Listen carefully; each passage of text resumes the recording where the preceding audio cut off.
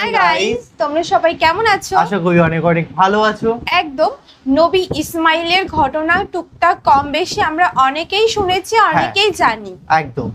তো আজকে ওনার স্ত্রীর সম্পর্কে আমরা অনেক কিছু জানতে চলেছি। এমন একটা টপিকেও একটা মানে আমরা আশা করিনি যে এই ধরনের কন্টেন্ট হয়তো হয় বা বানাবো, মানে এটা আশা করিনি, কারণ এমন একটা ঘটনা তো অবশ্যই বুঝতেই পারছো। তো আজকের ভিডিও টাইটেলটি হলো ইসমাইল নবীর বউ তালাকের ঘটনা। হ্যাঁ, তো কিভাবে কেন তালাক দিলেন নবী ইসমাইল, সেটাই আমাদের আজকে দেখবো ঘটনা। তো মিজানুর রহমান আজাদ হিসেবে প্রত্যেকবার ভিডিও, ওনার ভিডিও তো কোনো কথাই নেই, এত সুন্দর মিষ্টি ভয়েস। আর আরেকটা কথা আমি বলতে চাই, বেশ অনেক দিনই হয়েছে আমরা মিজানুর রহমান আচারি হুজুরের ভিডিও দিই না।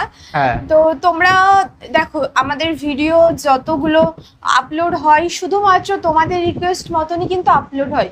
তোমরা যেমনটা চাও, যখন যেমন ইচ্ছা দেখতে চাও, আমাদের কিন্তু সেইভাবে ভিডিও আপলোড করতে হয়। তো অনেকদিন পরে তোমরা বেশ আবার কমেন্ট করছো যে মিজানুর রহমান আচারির ভিডিও দেওয়ার জন্য। তো আমাদের কিন্তু তোমাদের জন্য সুযোগ হচ্ছে দেখার, আর আমরাও চেষ্টা করছি যে তোমাদের যে কমপ্লেন গুলো সেগুলো ফুলফিল আপ করতে, যেহেতু মিজানুর রহমান আজাদ সাহেবের ভিডিও কিন্তু আবার কন্টিনিউ আসছে। তো যাই হোক না কেন, দেখবো। চ্যানেল যদি নতুন হয়ে থাকো চ্যানেলটিকে সাবস্ক্রাইব করে দেবে, পাশে থাকা বেল আইকনটা টান করে বাজিয়ে দেবে, একটা লাইক করে দেবে। তো চলো আজকে ভিডিওটি শুরু করা যাক। এবার মেয়েটা বলে, কে আপনি? এই মরুভূমির মাঝখানে রৌদ্রের মধ্যে দাঁড়িয়ে দাঁড়িয়ে কথা বলেন, কে আপনি? ঘরে আসেন। সৈয়দনা ইব্রাহিম বলে, না, আমার পরিচয় দিব না, ঘরেও আসবো না। মেয়েটা বলে, আপনি যদি ঘরে না আসেন আমি কিন্তু রাগ করব। সুবহানাল্লাহ কোন। জোর করে ঘরে নিলেন, শরবত খাওয়ালেন, খেজুর খাওয়ালেন, রুটি খাওয়ালেন, মাংস খাওয়ালেন। সৈয়দনা ইব্রাহিমও চোখের পানি ছেড়ে দোয়া করলেন, ও মিয়া এটাও মাইয়া আগেরটাও। আহা, বেশ কম আসরা নাই।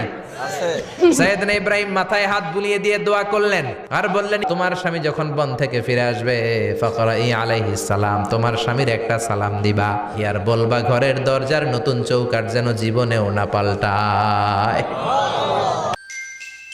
ইসলামিক দারুণ একটা ঘটনা শুনবো আজকে কোরআন সুন্নাহর আলোকে। সাইয়েদনা ইব্রাহিম ওনার ছেলে ইসমাইলরে দেখতে গেলেন।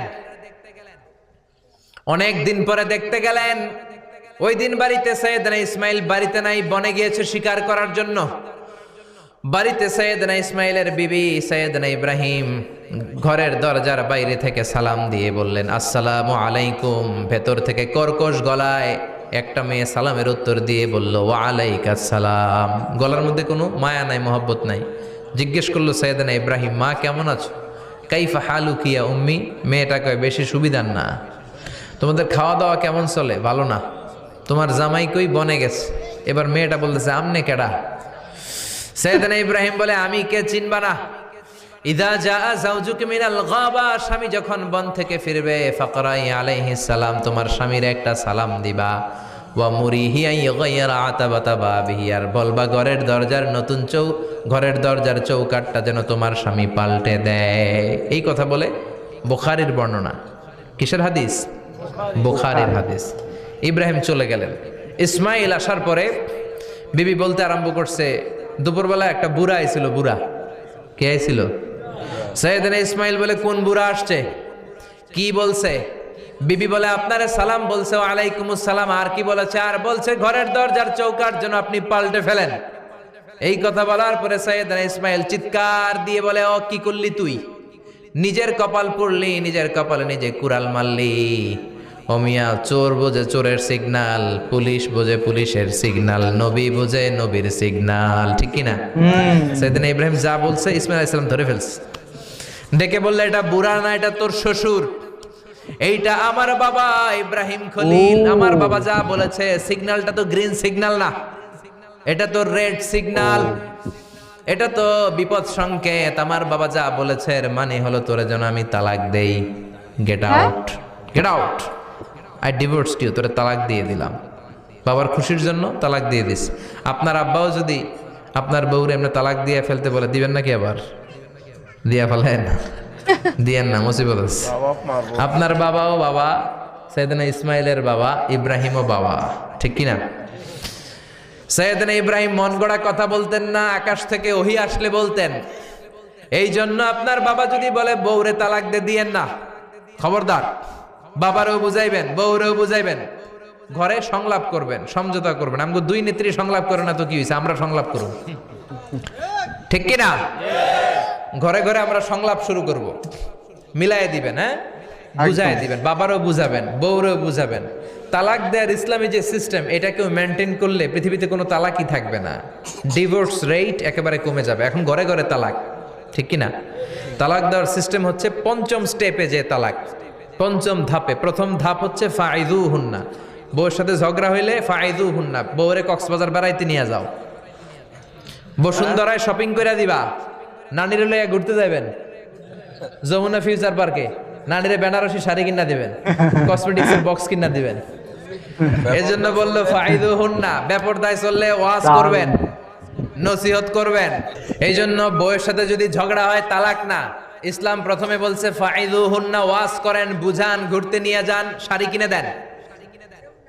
এতেও যদি লাভ না হয়, ওয়াহজুরুহুন্না ফিল মাদাজি, বিছানা আলাদা করেন, বউ থাকবে এক ঘরে, আপনি থাকবেন আরেক ঘরে। হয়তো এই বিচ্ছেদের কারণে ভুল বোঝাবুঝি ভেঙে যাবে, স্ত্রী ফিরে আসবে, ঠিক কিনা? এতেও কাজ হয় না। তারপরে আল্লাহ বললেন ওয়াদ্রিবুহুন্না, এবার একটু শাসন করেন। ঘুরতে নিলেন, কাজ হয় না, শাড়ি কিনা দিলেন, কাজ হয় না, রোম আলাদা করলেন, এরপরও কাজ হয় না, এরপর ওয়াদ্রিবুহুন্না, শাসন করেন। অনেকে এটার অর্থ করে বউরে পিটাও না, পিটানো না। বিশ্বনবী কোনোদিন বউয়ের গায়ে হাত দেয় নাই, ঠিক কিনা? এই ওয়াদ্রিবুহুন্নার শাব্দিক অর্থ হলো পিটাও, কিন্তু পারিভাষিক অর্থ হলো স্ত্রীকে একটু শাসন করো। মুফাসসিররা এই আয়াতের তাফসীর করতে যে হয়রান হয়ে গেছে। অনেকে বলছে ছোট্ট কাঠি দিয়ে পিটাও, আর বলে এই কথা শোনো না কেন, দুইটা বাচ্চা হয়ে গেছে, 3টা সন্তান হয়েছে, এখন সংসার ভাঙতে চাও কেন?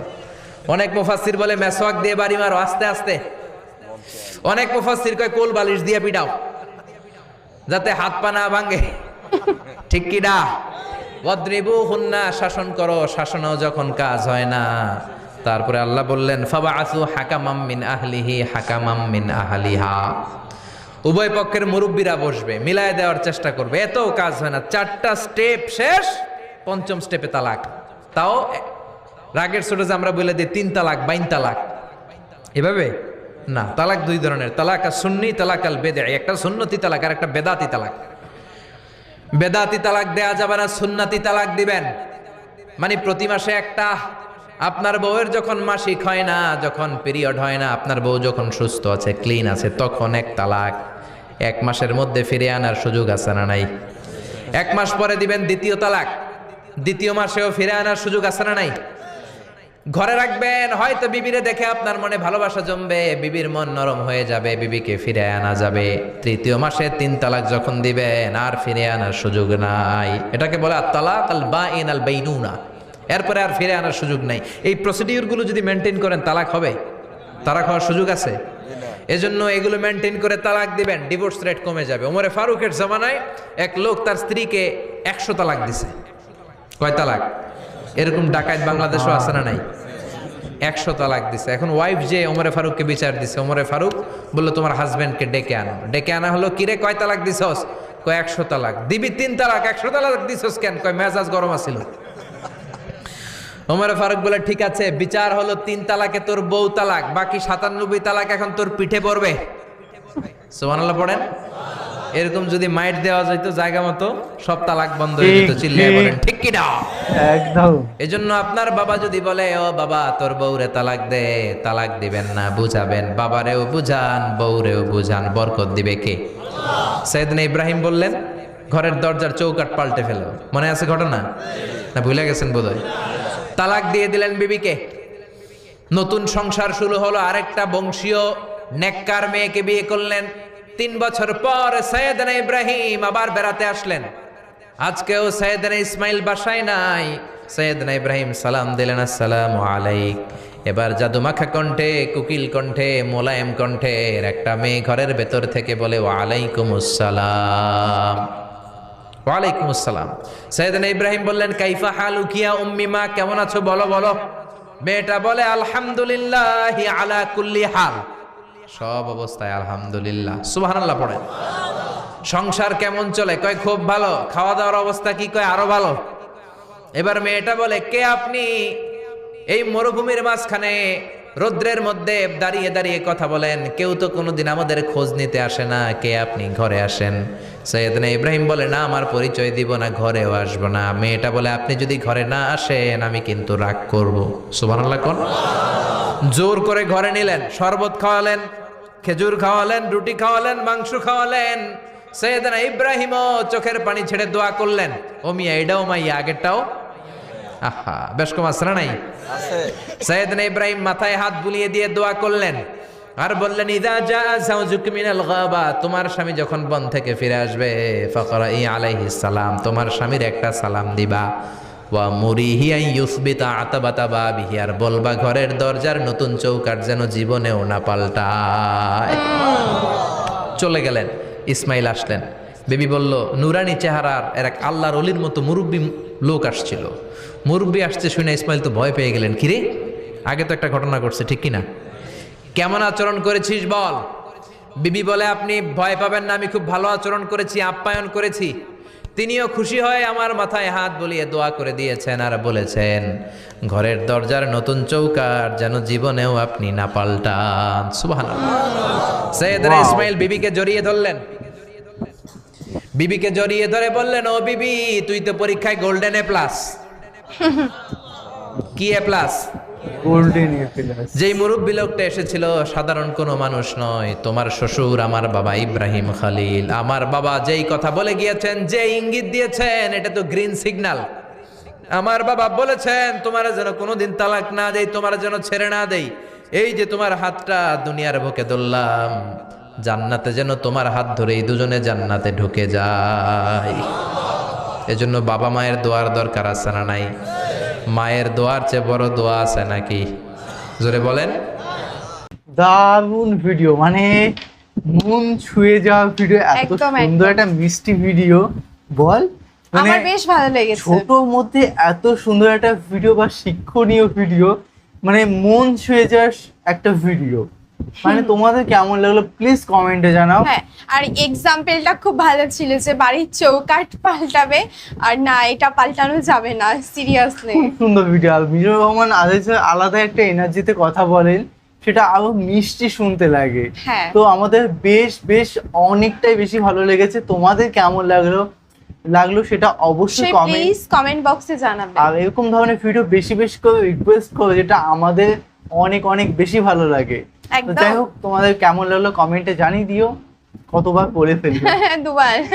যে কন্টেন্টটি এতটা বেশি ভালো লেগেছে, তো যেহেতু হ্যাঁ, অবশ্যই তোমরা জানাবে। আর নেক্সট কেমন ধরনের ভিডিও দেখতে চাইছো সেটাও প্লিজ কমেন্ট বক্সে জানাবে। তো চলো guys, bye bye, take care.